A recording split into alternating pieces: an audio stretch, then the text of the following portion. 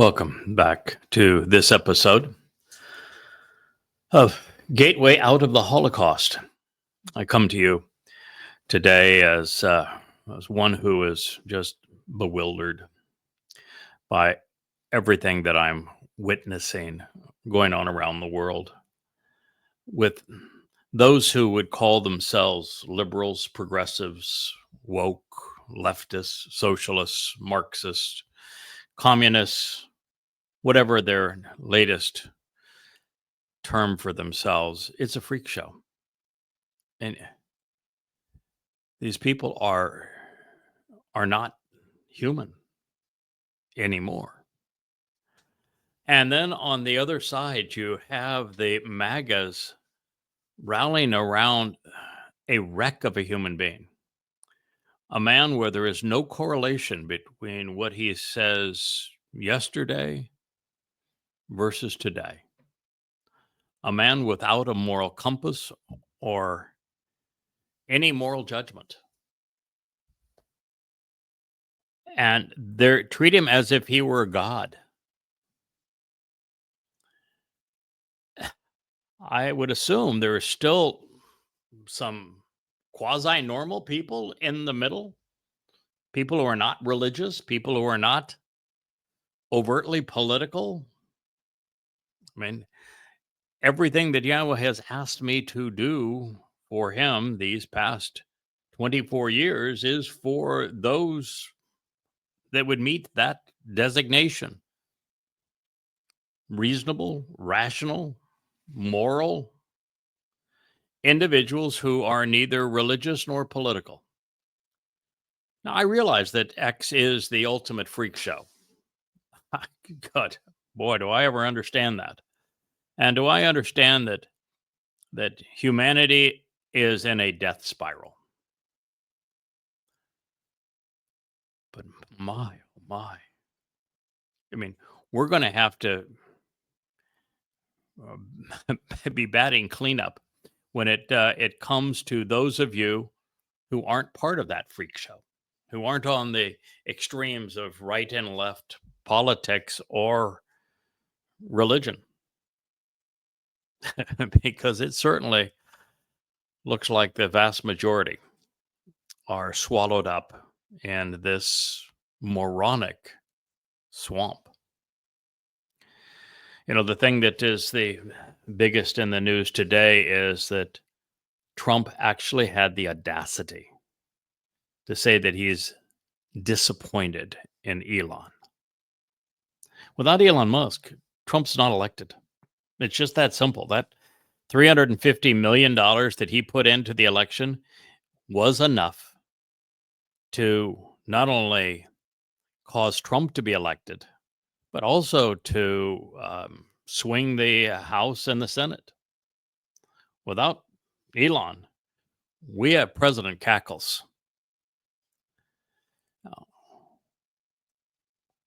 And the fact is that all along, even with Oshburgers, it was apparent that Elon still had a conscience, and that I knew back in November, and I wrote about it some 20 or 30, 40, 50 times, that this was a train wreck. And this train wreck was as certain as tomorrow's sunrise, that they were going to have a falling out and Trump was going to turn on him, because Trump always does. And here it is. It's hard to imagine a world in a more desperate situation than we find ours.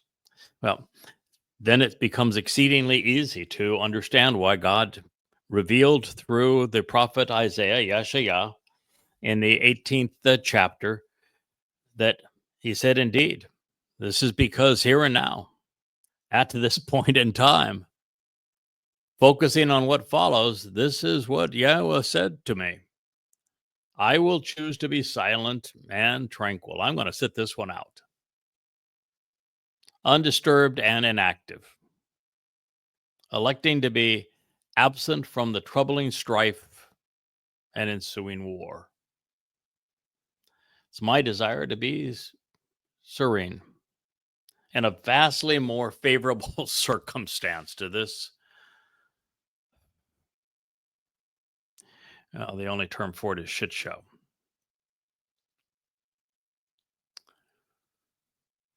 Removed from the fighting, disassociated from the fissures in all human relationships, and that relationship between me and them, now that I have resolved the most pressing threat. What was the pressing threat that Yahweh just resolved? You know what it was? He explained through Yahshua that an egotistical maniac, Donald Trump, with a country that is militarily belligerent, the world's busybody that tries to buy everybody off, tries to overthrow all manner of governments, tries to nation build and consistently makes bad situations worse. That this country that prowls the seas and has fought well over 100 wars in its first 400 years since the Europeans wreaked havoc, the native peoples of North America. He just said that that country is the one that undermines his people, that forces Israel to give up her heart, to appease the terrorists that want to destroy her. That's what Yahweh just said. He got that off his chest. He says, you need to know that it's the country that is pretending to be Israel's friend that's going to be Israel's biggest foe. I can hear some of your MAGA saying, oh, but the United States was the lone veto. It was 14-1 in the UN Security Council on the vote against Israel.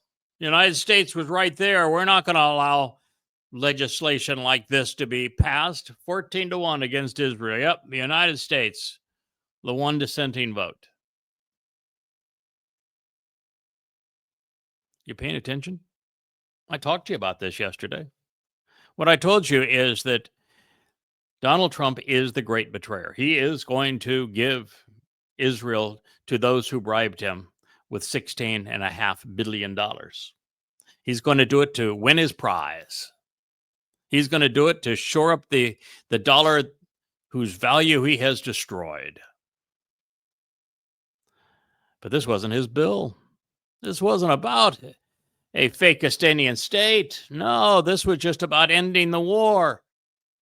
And Trump doesn't want the UN to call for the end of the war. He doesn't want those other 14 nations on the Security Council, like France and Britain and China and Russia, to say this is the end of the war and Israel needs just to roll over and play dead. No. Trump doesn't play well with others. No, we're not going to share any credit for that. No, Trump's still got those hostages that he's going to be the great savior of because he's going to make a deal. All that deal is going to cost is the security of Israel. Going to make a deal. Going to get the hostages back. Celebrate. Oh, boy, you got another 20 more Jews that are alive. Oh, wow. You just put 7.5 million at risk. But that's the deal. And it's got to be Trump's deal. And it's got to include the Fakistanian state for the normalization with Saudi Arabia. It'll be a UN deal, all right. But it's going to have the Trumpster on top and on bottom, just like one of those golden towers. He's got a year to pull it off. The prophets only say that it happens before the Shabat harvest, which is May 22nd of 2026. All the while, God says, I'm out of here. Don't be calling me because I want no part of this. I've got nobody among my people that I can even communicate with, not in Israel. They continue to be suicidal. There was a post on on Facebook or X, one of the two, and it was showing the overwhelming odds that Israel came to prevail in what is now called the 6-Day War, when, I don't know, 8, 10, 12 countries leagued against Israel, and they outnumbered Israel in terms of size of the army, number of tanks, number of airplanes by, I don't know, 3-1, 4-1, something like that. And Israel prevailed. And I said, see, I said, so why then? When there were no tanks, when there were no airplanes, when there was not a single soldier, did Israel lose so badly on October 7th? Wasn't one tank, wasn't one airplane, wasn't one soldier. And Israel got creamed. And the IDF was paralyzed. What happened to that Israel?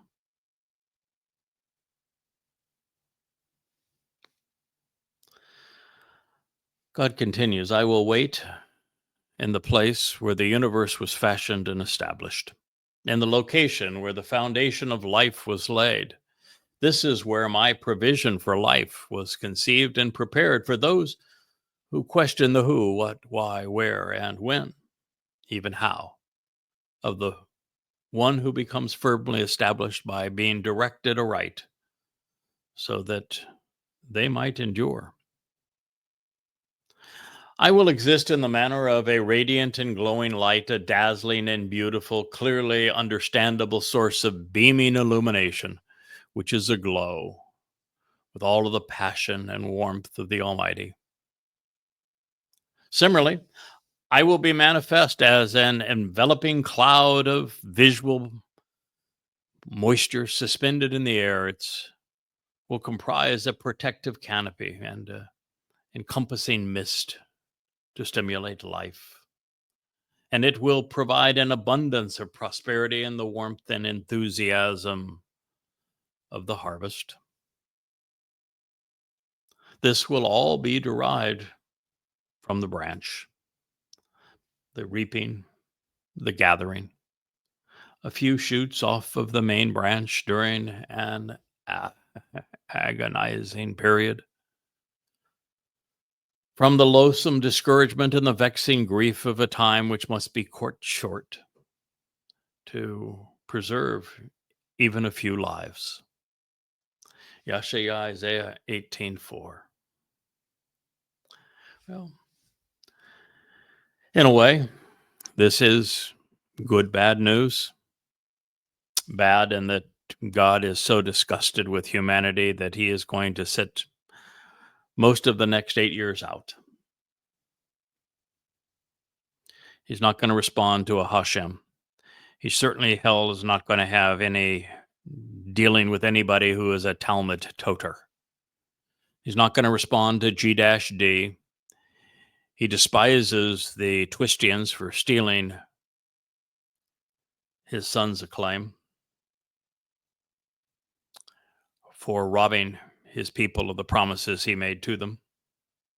He, of course, can't stand Muslims for being foolish enough to kill for Satan. And progressives, he's got to look at them and see them as even more loathsome than I do, as two-legged homonyms without a functioning conscience. Repulsive how they've turned on his people as well. So it is sad that God says, I want nothing to do with humanity at this time. There's nothing here for me. It is a really disgusting environment. What we humans have done in these last 50, 100 years to this planet is revolting. God says, nope, I'm out of here. Don't call me. But yet he does say that he is prepared to do what must be done in the end. And that's good news for the children of Israel and the children of the covenant, even for Yehudah, but sadly, God has more bad news for the land across the sea, divided by rivers, for the air and sea power of its day, for the nation feared and revered, and yet insignificant and worthless from God's perspective, America. They're going to be held accountable, taken down and destroyed just before the final harvest. At the time, Israelites are being prepared by the Nesh to embrace the covenant. Another fate awaits the rest of the world. You might want to tune in. Indeed, because surely, and as a consequence, before the approaching presence, La Pene, as a means to approach the appearance and characteristics of the katzir, of the harvest associated with the branch, the reaping and gathering in of the few shoots off the branch of the tree during an anguishing period from katzar, during the loathsome discouragement and vexing grief of a time which must be cut short to preserve even a few lives. As when the budding shoots, the sprouts and the stems are growing, especially their blossoms now flourishing, prosperous, thriving, and they form and they are perfected. Taman. Then the hardened and unfit sour grapes, the immature, unharvestable, and especially embittered, will be dealt with. Gamal will be treated in the manner they deserve.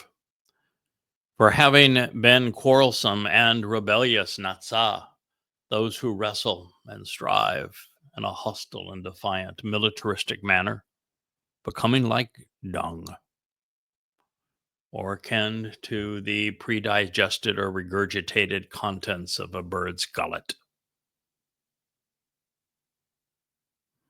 Therefore, the vile and worthless who squander their opportunity by trivializing it, the despised sprigs and contemporaneous quaking trindles, from Zaal, the gluttonous, the vile, the meaningless, who are now deemed insignificant, they will be cut off, severed, and excluded, karat, uprooted, cut out, taken down, and banished, allowed to perish by way of a pruning hook. And then with regard to the forsaken castaways, they will be dragged away and removed. They will be turned aside, cut off, and separated. That is Yashayah. Salvation is from Yahweh. Isaiah 18:5. Now think about this for a moment. This began dark and dire. It was the fall of the government out of Damascus of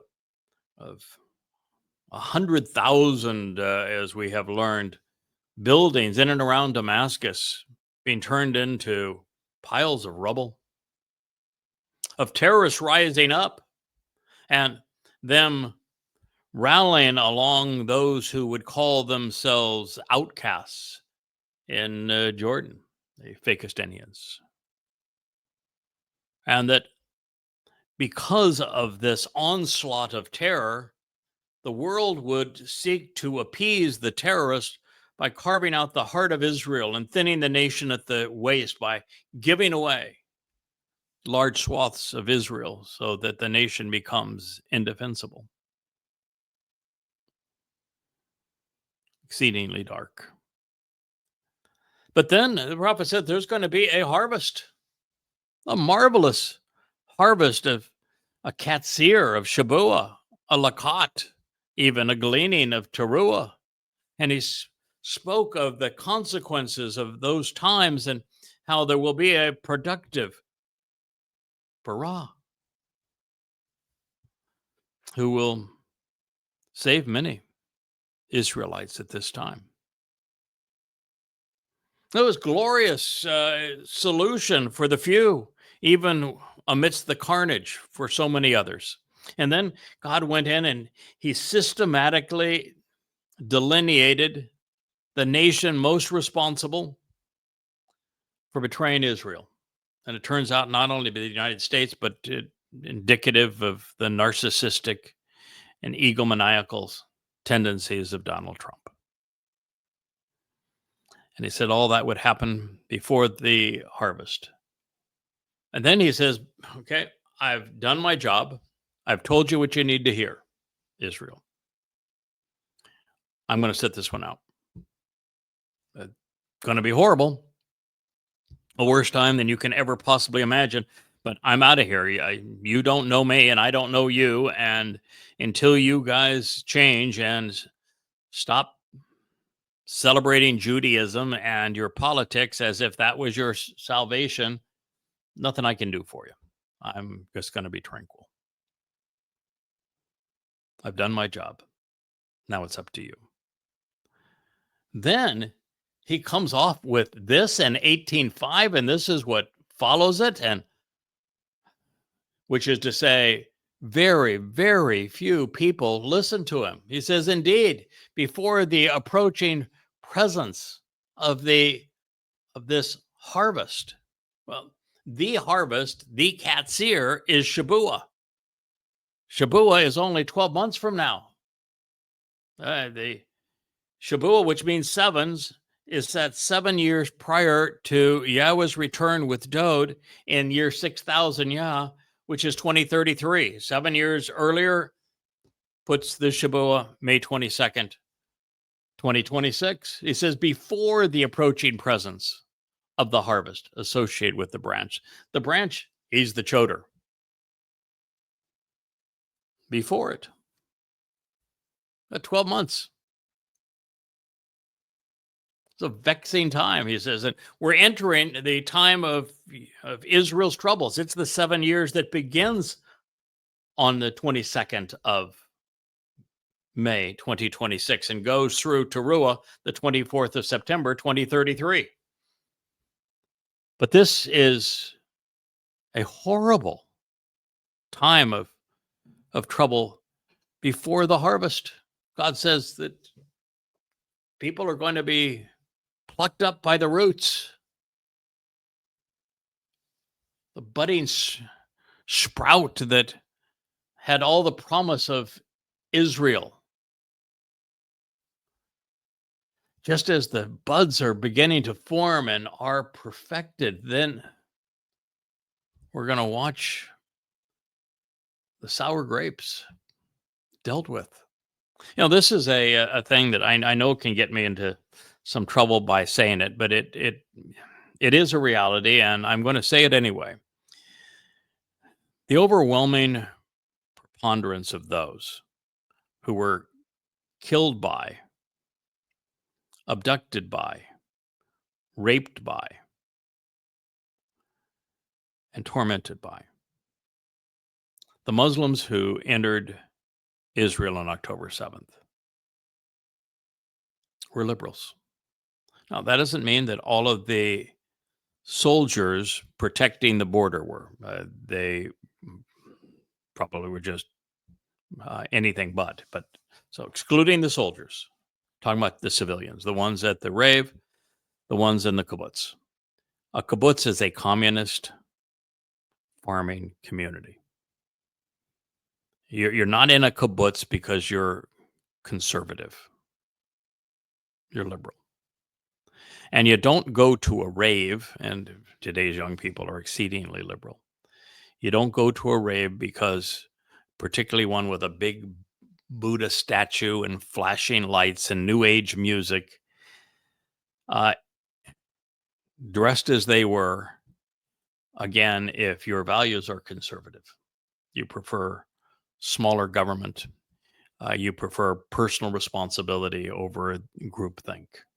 Just don't do those things. Now, that doesn't mean that they deserve to have been killed. They don't deserve to be raped, killed, or kidnapped. And I'm going to hold all of the Muslims who did this to them accountable. I'm going to bring justice to them. You can be assured of that. But if there ever were sour grapes, I'm sorry, but That is the progressive Marxist mantra. It is all sour grapes. They've been given the greatest opportunity in the history of the world for upward mobility, regardless of one's ethnicity or culture or language, status in life, and they're nothing but sour grapes. That's why it's called cancel culture.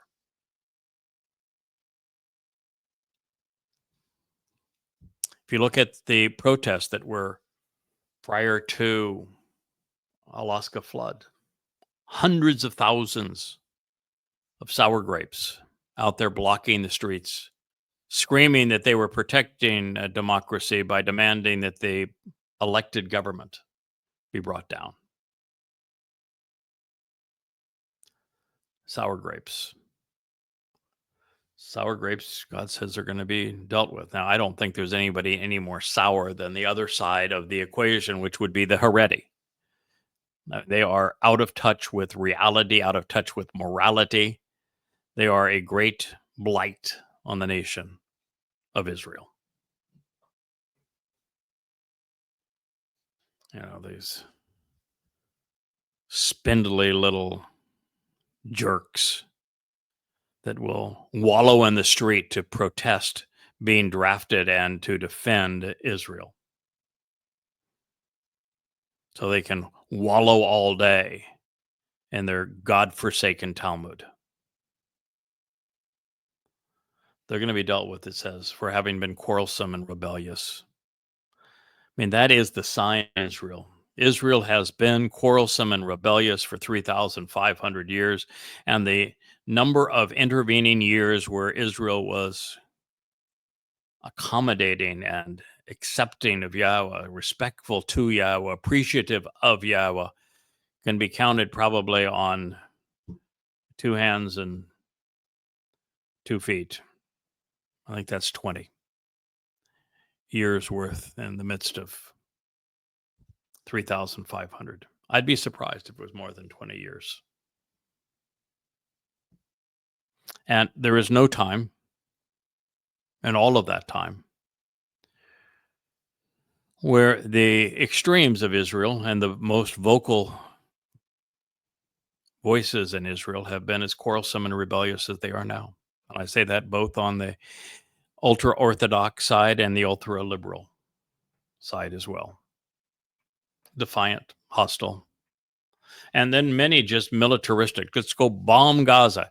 And every time a bomb explodes, they want to show it on social media. There you go. Take it there. This is winning, huh, Gaza? And not recognize that vote in the UN was 14-1 for a reason. The optics of what Israel is doing are really bad. And you're making a bad situation worse while turning Gaza into a demolition zone. I'm not trying to spare Muslims because it was Muslims who perpetrated, celebrated, encouraged October 7th. And every Gazan is a Muslim.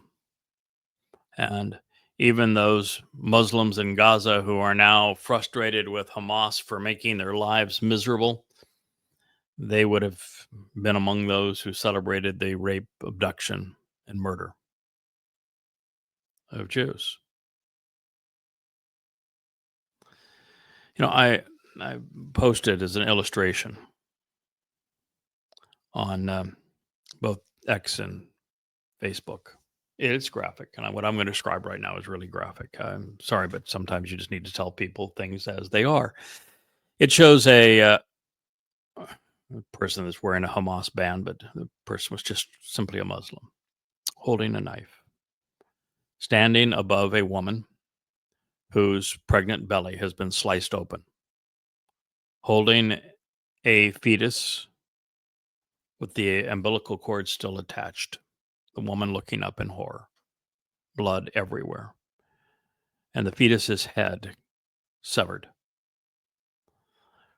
while the woman struggles to survive.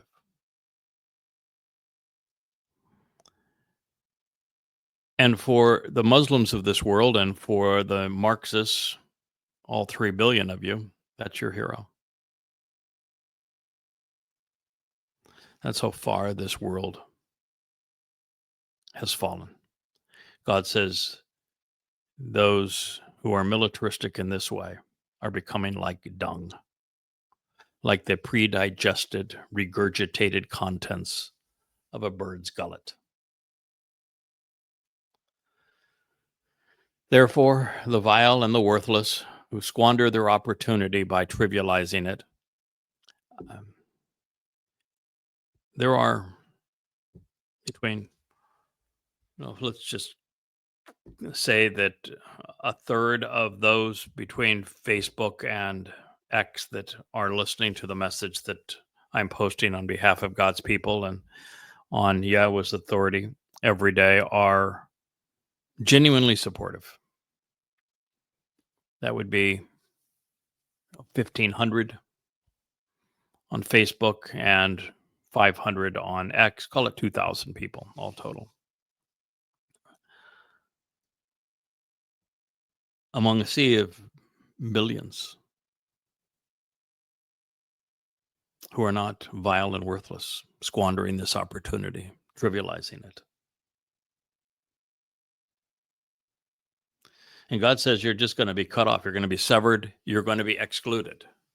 So you're not only going to be excluded from this upcoming harvest, but you're going to be part of that group of people that goes into the time of Jacob's troubles, where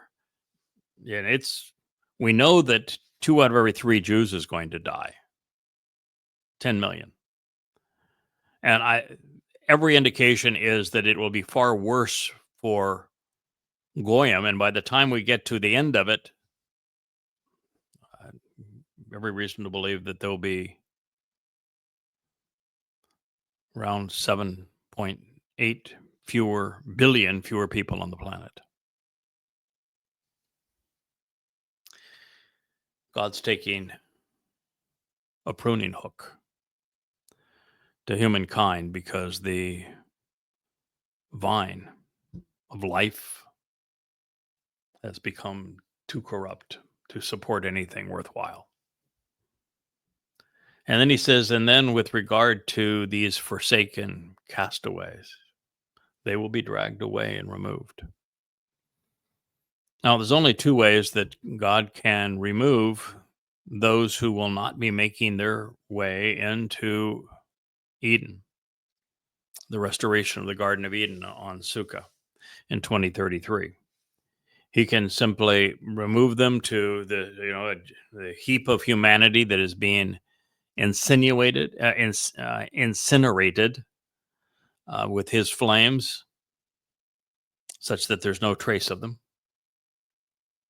Or he can take their souls and cast them off into Sheol. But they're going to be dragged away and removed. And this is the vast preponderance of humankind, cut off and separated.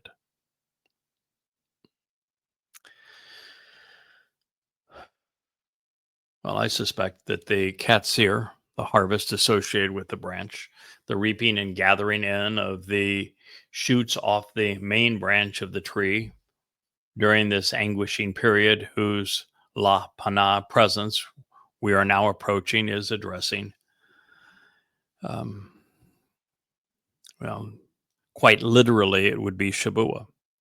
But I think that in this case, it also has to include Towrah, because so much of this carnage will take place between these 2 harvests. And it can be attributed to Shabuah in the sense that this next year is going to be horrific.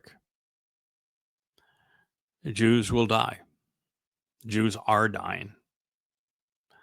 This year, with the war now escalating between the Ukrainian proxy and Russia, many people are going to die. With the war ongoing in Gaza, many more people are going to die. With Islamic atrocities going on throughout Africa, many more people are going to die.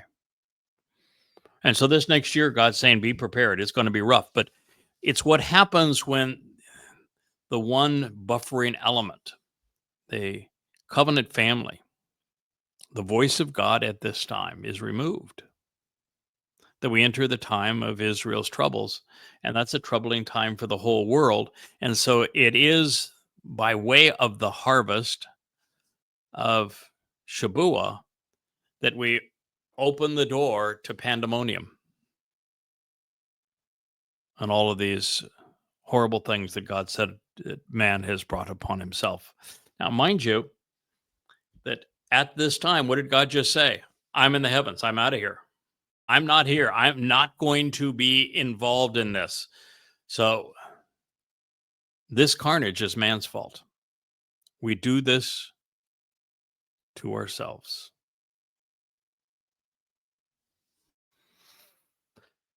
So this is between the harvest, a result of the pandemonium that's going to befall Israel during the time of troubles after the Kasir harvest and before the Towrah of God, until the point of Yom Kippurim in year 6000 Yah, when the covenant is finally restored with Yisrael and Yehuda. The Parak, this budding shoots whose tender sprouts and stems are still growing abundantly, are now flourishing, and they will have grown off of the branch that is Dode and that stem that is the Choder. These fortunate souls will be receptive to what they will read in the Nesh of Yahweh, Yada Yahowah. They will turn to the Torah and act upon the beneficial terms of the covenant. And of this, because of this, they will now be properly informed and attend the mikveh to deduce the benefits from them that were originally intended. And as a result of Pesach and Matzah, and as the beneficiaries of Bakurim and the Bereth, they will now be seen as tamam, as completely perfect, properly prepared, entirely upright, innocent, and vindicated. And even with the sacrifice of the red heifer, at that moment, the adulterous woman that is Israel is going to be seen that way. God's people will be perfected and complete in the knowledge that Yahweh is God and that he honors his promises. By this time, these individuals will have embraced the conditions of the covenant and have distanced themselves from any prior religious or political affiliations. They will have come to trust and rely upon Yahweh based upon what they have witnessed, what they have experienced, what they have seen. And they will finally come to accept and respond positively to these mikveh, particularly Towrah, Kippurim, and Sukkah, walking to our Heavenly Father while being reconciled in the process.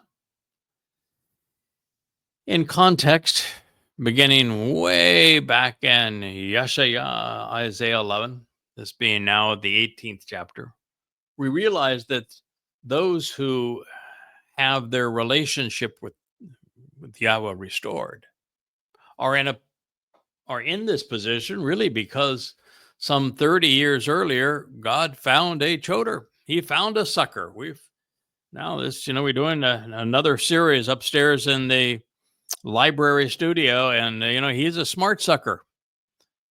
And with this fella, Yahweh found someone that he could communicate, that he could work.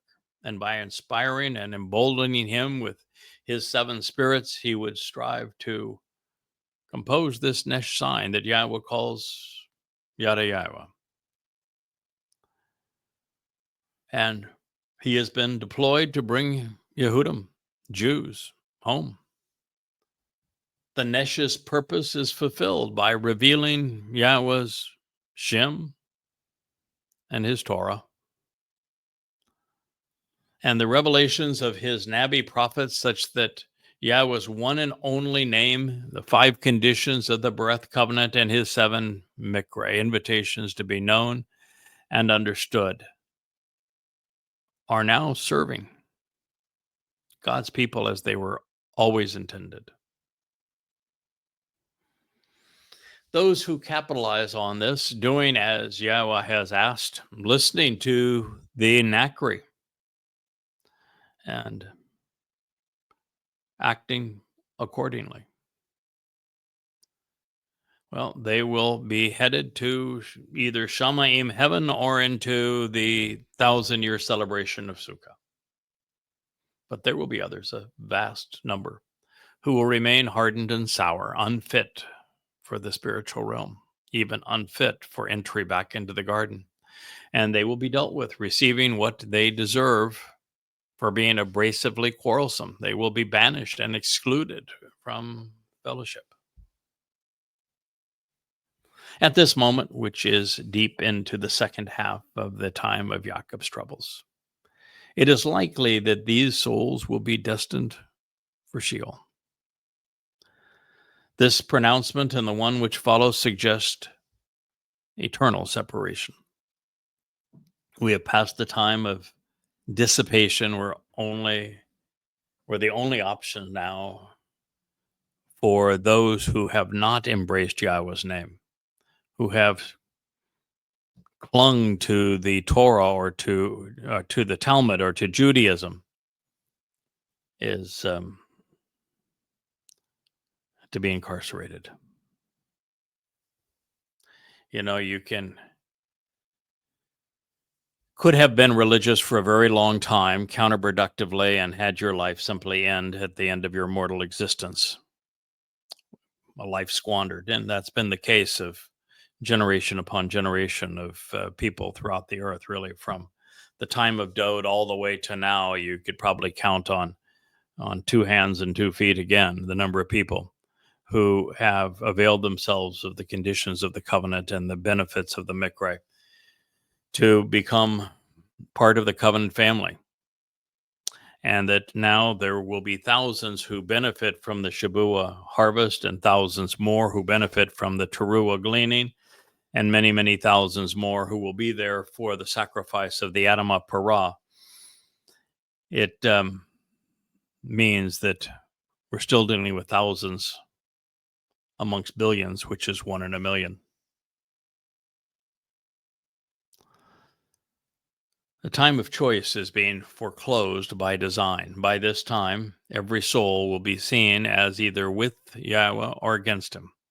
There will be no independent middle ground born of ignorance or apathy.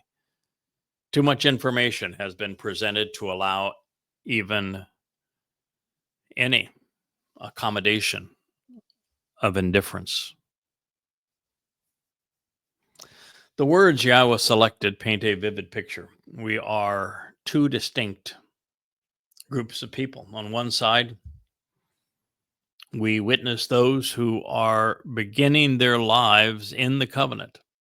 They are just starting to blossom and grow as a result of finally recognizing Yahweh and answering his invitation to participate in his covenant family.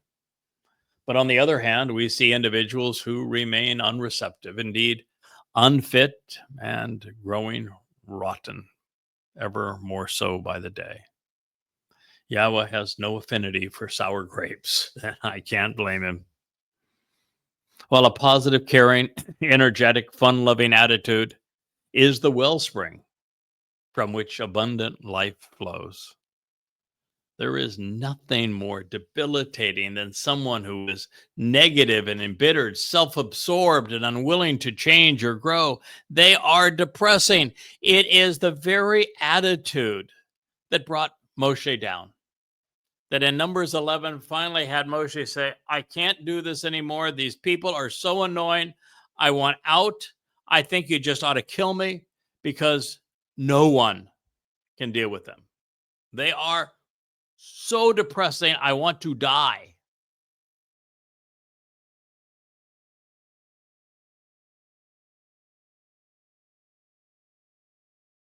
Hail Marys and maybe bob our head against a wall, and it'll all be fine in the morning. No, he didn't say that at all. He said, I agree with you. They're impossible. I'm so depressed by them. I'm out of here too. God doesn't want to be around sourpusses. Sour grapes in this point in time is from Bosher, which speaks of that which is unharvestable because it is immature. Boy, do we ever have that in humanity. These individuals are juvenile because they are estranged from the one and only source of maturity and growth, which is Tamim, entirely sound, holy, perfecting, and entirely right. It is attitudinal, therefore, in this case, hard-headedness and stubbornness, unresponsiveness, being recalcitrant. People remain unfit for the covenant. And since they are not good fit for heaven, the hexagonal peg trying to enter through the heptagonal portal, like the rabbinical 9-candle menorah in a 7-luminary realm, they just don't fit in. It's like going through the door that says Rosh Hashanah and expecting to find Towrah on the other side. It's like celebrating Passover for 7 days and expecting the result of matzah to magically appear.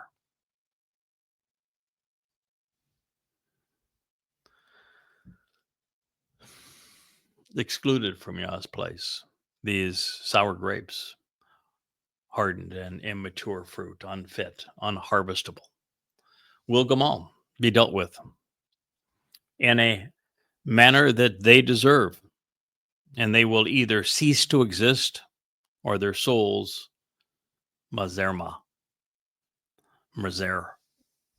I should say, be stuffed out, extinguished, or Gamal suffer recompense of tazaz, being cut off and separated, which is to be incarcerated in Sheol. That is the place of separation. Now, the difference between these fates is so enormous, it defies words to accurately describe.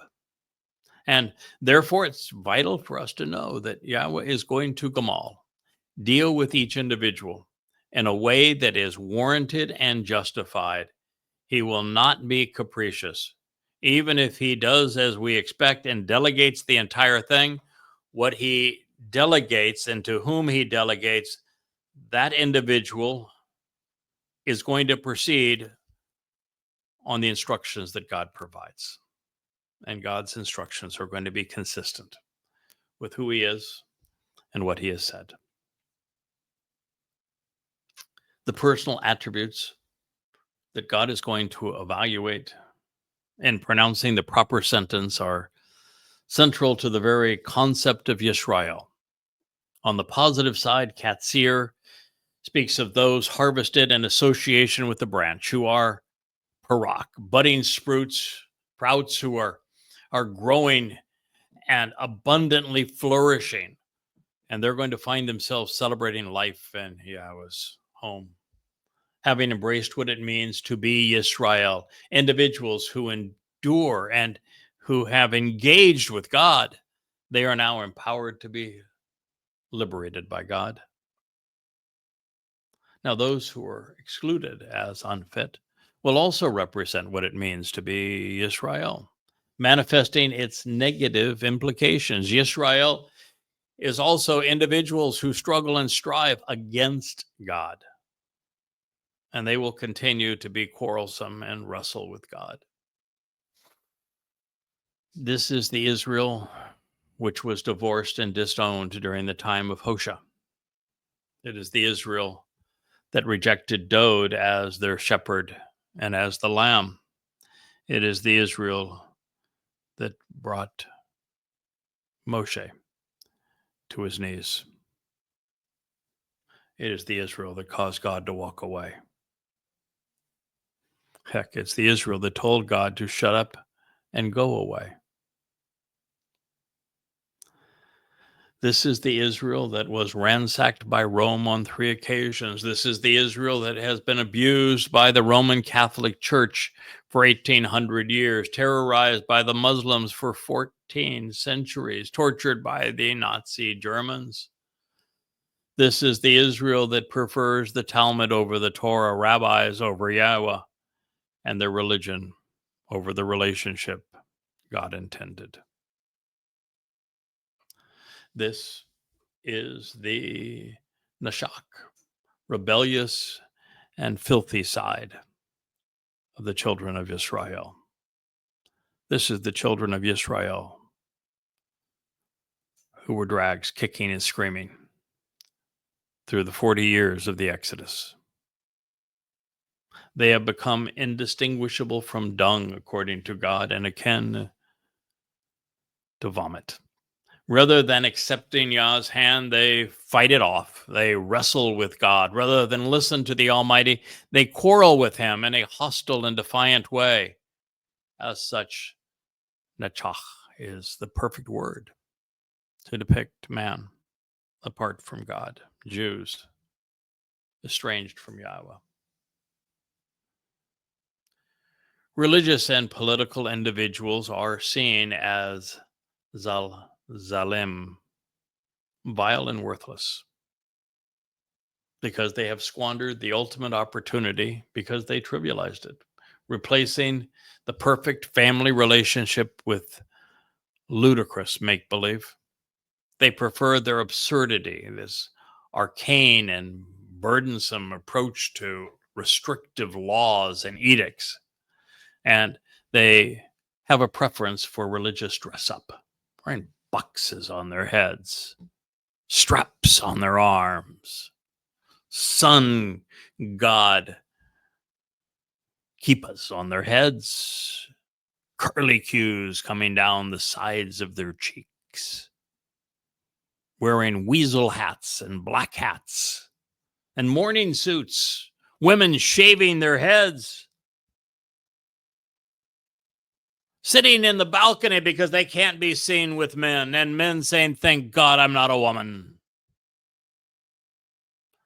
Too weaselly and weak, lacking in character to defend the nation of which they have become parasites. Any reason God says, "I'm going to sit this one out"? Thank you. No. Or I'm going to be with the freaks that gather in Tel Aviv to protest against the state, to make a mockery of all things Israel, to prioritize hostages over the salvation of the nation. No. God says, "Thank you. I'm going to sit this one out. Call me when you're ready to change." Without exception, those who have squandered the opportunity to engage in the covenant, karat, will be cut off. The covenant was karat. You are not part of the covenant. You are karat. It's be cut in or you're cut out. Karat means to cut. Like you would cut a deal. Or you would cut the foreskin from the part of the male anatomy used to conceive a child. You're cut in or you're cut out. And if you're cut out, you're cut down. You're excluded. You're severed. You're banished. You'll perish. Estranged, they will be taken away or destroyed. And therein is the great divide. To be destroyed is to have one's soul extinguished. To be taken away is to be escorted into Sheol. The implement used to make this monumental distinction will be masmurah, sharp shears, pruning hook, a knife. The fate of souls will be decided using a blunt instrument, as souls are not physical objects. I should say, and I don't know if I properly pronounce not, but will not be using a blunt instrument. They will be pruned. The shears will chop them away. symbolic language to say that the souls are going to be detached from the living. The fate of souls will not be decided using this blunt instrument. Souls, as I have said, are not physical objects. There is no bodily resurrection. And that is why a mezuzah is deployed to snuff out a candle's light so that it no longer combusts. Did you know that? We're stuffing out the light. The soul's energy will either be extinguished or trapped. Having exercised good judgment, having been fair by allotting to each what they deserve, we are told that the Nati Shoeth, the forsaken, the castaways, will be rejected. They'll be cast off. They will be abandoned by God. They will be dragged away and removed, such that they are tazaz, cut off and separated. This means that there will be an eternity, either incinerated in Sheol at this time, following divine judgment, or it's forever goodbye. God's not playing around. You're not coming to a time of another 1,000 years and 1,000 years and 1,000 years of goofing around. This game of antagonizing God while repulsive, counterproductive is over. You're not going to be able to antagonize him more than 8 more years. If you really are that religious, if you are that political, if you are that boneheaded, you got 8 years to torment God. Then it's over. Stupid is as stupid does, as I suppose, but my advice would be don't do that anymore. It is assumed by most scholars, just because the message has deployed agricultural metaphors, including standing grain, olives, branches, vines, blossoms, and fruit, that Netzah, which I rendered as quarrelsome and rebellious filth, should be translated as if God actually wrote parach, budding shoots and blossoms. But why would Yahweh write Netzah instead of parach if both meant budding shoots and blossoms? So Yahweh was trying to describe something that, or Yeshayah, I should say, because Yahweh is providing this vision to him. So he's trying to describe something that he had never seen, nor even imagined. And that helps explain why this is one of the few times that Netzah is deployed in the Torah, Nabiim, Wa Mizmor. It also appears in Jeremiah 5:10 and 48:32. It was chosen to depict the negative aspects of Israel, thereby exposing those who are still striving bitterly against God with their God-forsaken religion. Well, digging a little deeper, we find that its root, which is netz, appears 4 times. It is used to present unclean birds of prey, specifically hawks, falcons, eagles, raptors, and vultures. A netzah is the feminine version of nets, which is not surprising since ships and planes are typically referred to using feminine pronouns. Further, nets is related to netzatz, which describes something that shines, sparkling and shimmering in the light. Therefore, beyond what we have already considered, this may suggest that those who have earned Yah's condemnation will be flying birds of prey. The nets just so happens to be the names of the U.S. military flying squadrons of killing machines, particularly its fighter jets, attack helicopters, and surveillance aircraft. The United States deploys F-15 Eagles. 473 of these fighters were in active service when I wrote this text. F-16 Falcons, 1,245 of them.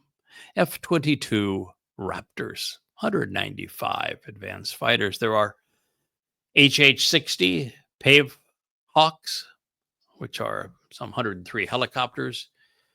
MHSH-60 Seahawks, all birds of prey, 589 in active inventory. And UH-60 Blackhawks, 1,500 helicopters are currently deployed, along with E-3 Hawkeyes, 67 surveillance aircraft. Add to this these particular birds of prey. The Army will soon deploy 133 MQ-1C Gray Eagle drones, while the Air Force is flying a fleet of 165 MQ-1 Predator drones. There are 152 RQ-4 Global Hawks UAVs and another aptly named 500 MQ-9 Reaper unmanned aerial vehicles. I rather doubt it's a coincidence, especially since there is a reference to them Mazirma being taken down, their fire snuffed out, a reference perhaps to quelling the combustion in the hot sections of the turbine engines that propel these beasts of prey. Well, these references to both the whirling wings and attack helicopters and the birds of prey that denote fighter aircraft may be unintended and just symbolic. The more literal interpretation is also intriguing. It is certainly consistent with the rhetoric that God has deployed thus far to describe the United States, a nation that manifests all of the negative connotations of striving and struggling against God. It is ironic in a way. The nation which believes that it has replaced Israel, inheriting its promises, has done this very thing. Not with the same result, but Christians have also been led to believe that they have replaced Israel. Within this context and from this perspective, this statement serves to explain the reason Yahweh will engage once again, this time to protect the positive aspects of Yisrael against the negative. This ties up an important loose end. It would be unlike Yahweh to denounce a nation or a religion without also revealing their fate. All of the forsaken castaways will be removed from God's presence, separated and discarded. It is, after all, what those who have abetted the pillaging and destruction of Yahweh's chosen people and promised land deserve. While there is some indication that Yahweh is responsible, it is equally plausible, considering how this fate is presented, that America will fail for additional reasons, as is the case so many times in human history. Something as simple as an electromagnetic pulse would make the nation's guidance, communications, and satellites inoperative, blinding the nation's birds of prey. But if Americans do not have the patience to wait for an enemy to attack, well, the nation should not worry, because it really has already destroyed itself. The U.S. political and economic response to COVID-19 was far worse than the disease. By having egocentric politicians intervene to control people's lives, depriving them of their liberty and livelihoods, they wrecked the nation, impoverishing it to the point where only illusions prevail. The people have placed their faith in a currency that has been inflated to the point that it holds no value. Businesses are failing at an unprecedented rate, and the overall debt between states and the federal government is soaring towards 50 trillion. Truth was the first victim, individual responsibility was the second, independence was the third, thinking was the fourth. The nation that thought itself to be great was brought down by its moronic response to a virus so small it can't be seen. Rather than accept the natural remedy, that of herd immunity, America and the world opted for herd mentality. People became sheep for the slaughter. As I did an edit pass on these words in the spring of 2020, now 5 years ago, I witnessed a reality that was not even imaginable. Sure, we knew that the threat of an impending pandemic might have been real, but no one could possibly have imagined the world shuttering personal responsibility, curtailing independent labor to establish a worldwide collective. Who could have thought that 7 billion people, now 8, would have willingly surrendered their liberty over their fear of something so insignificant?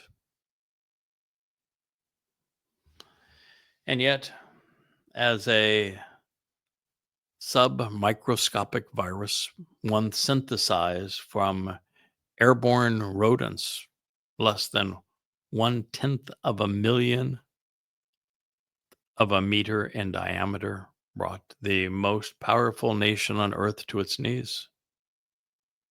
There were no weapons to combat it. So, not knowing what to do, the country, along with the world at large, simply shut down. A virus 10 millionth times smaller than its host would come to control mankind. There'd be no going back, no way to return to what was before. This is the New World Order, and it is horrific. It is back to Egypt, but this time, man has plagued himself. Also curious, considering the inauspicious conclusion to a once proud nation and the growing dichotomy between American public rhetoric and the nation's backroom maneuvering relative to Israel. While the rhetoric would suggest otherwise, a case could be made that no U.S. president has openly supported Jews against Muslims.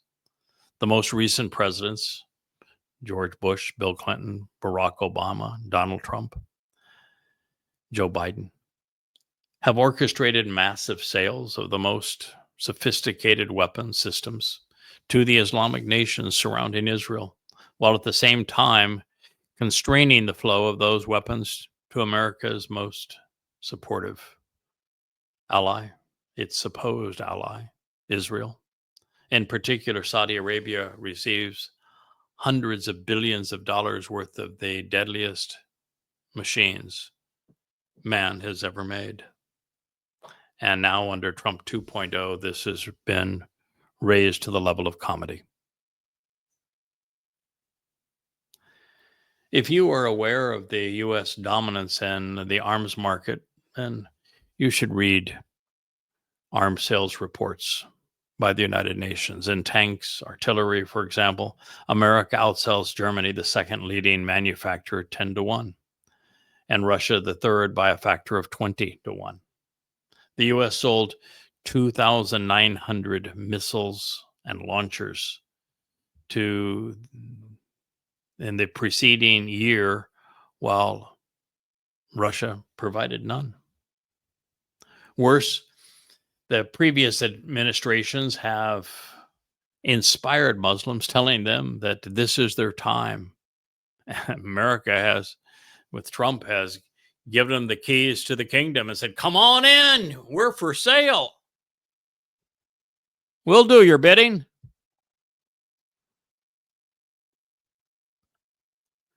The Obamanator did his best to undermine God's people, demanding that they forego the Judea and Somalia and Samaria regions known as the West Bank, thereby rewarding the Islamic terrorists striving to destroy them.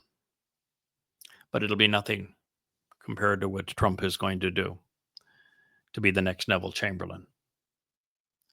The overt empowerment of Israel's Islamic enemies and simultaneous erosion of Israel's credibility has been accomplished in large part by sleight of hand. First, the marketing of the myth of a people called Palestinians and the mythical land of Palestine have been invented to give the impression that Palestinians have been victimized and the Jews are the aggressors and the oppressors, when the opposite is true. Adding to the confusion, America's leadership in a concocted war against a tactic, terrorism, rather than against Islam, naming one of countless expressions of the religion, Al-Qaeda, or the Islamic State. When America had made both institutions, it created Al-Qaeda when it rented the Taliban from Pakistan to attack Russian interests in Afghanistan, and then created the Islamic State when it created the Awakening Program in Iraq to have Sunni Muslims fight against Shia Muslims, when it just turned into a terrorist group that now controls Syria after bludgeoning 1 million Syrians in the process.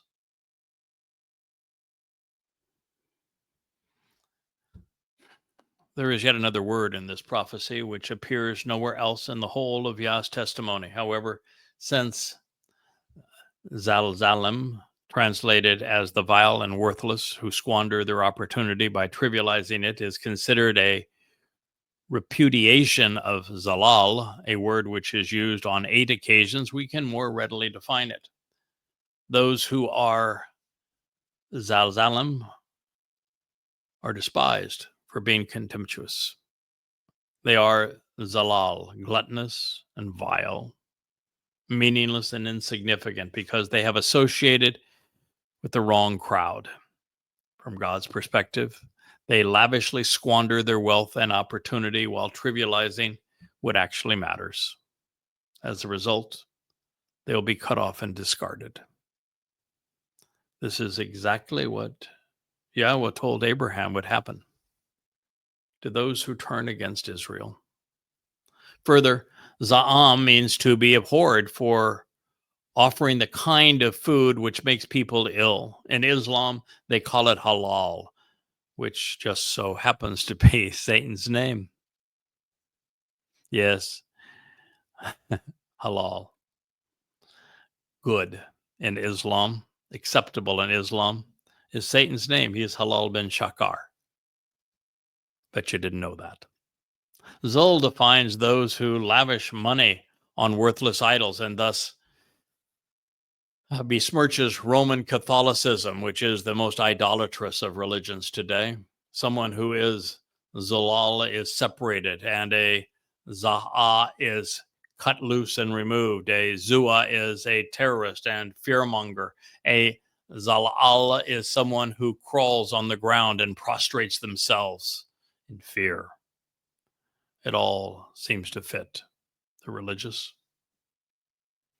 So this previous statement affirms that at this point, during the latter days of the time of Israel's troubles, there will be 2 groups of people left on earth: the Israelites, individuals who engage and endure with God, and those who have become the beloved of Yehudim, and those who embody the negative aspects of Yisrael, those who are striving against God, and the latter will be cut off and separated. This affirms that the words describe eternal anguish in Sheol, as demons torment those that they played for fools. I'll share this with you and we'll conclude this program returning to the statement as we open our next. But God says that they shall be continually abandoned and forever forsaken. Azab. They will be eternally rejected and damned, forevermore estranged and neglected. Was scribed in the Niphal stem, the subject, whereby the subject is neglected, and in the imperfect, which reveals that this fate will be ongoing and continual. Altogether, completely, and all at once, as if they were all alike. The approaching birds of prey from such high places represent the beasts of the earth. Yeshaya 18:6. There is nothing that God can say to you that is worse than azab. If you are azab, you are forsaken. You are damned. You are separated. The reason that I call the series on Islam God Damn Religion, the reason the website is goddamnreligion.org for Christianity, Judaism, and Islam is because in Hebrew, damn is a verb, and it is appropriate. God's going to azab, which is to damn those who have demeaned, dehumanized, terrorized, perpetrated apartheid and genocide against his people. In the last year and a half since October 7th of 2023, the world has erupted in a volcano and tsunami of anti-Semitism, of Marxists pimping for Muslims, calling for the genocide of Jews. All of them, all 3 billion of them, are going to be azab. And they will have earned it. I thank you for listening. We'll be back and continue on with the gateway out of the Holocaust as we pursue this subject in tomorrow's programming. Good day.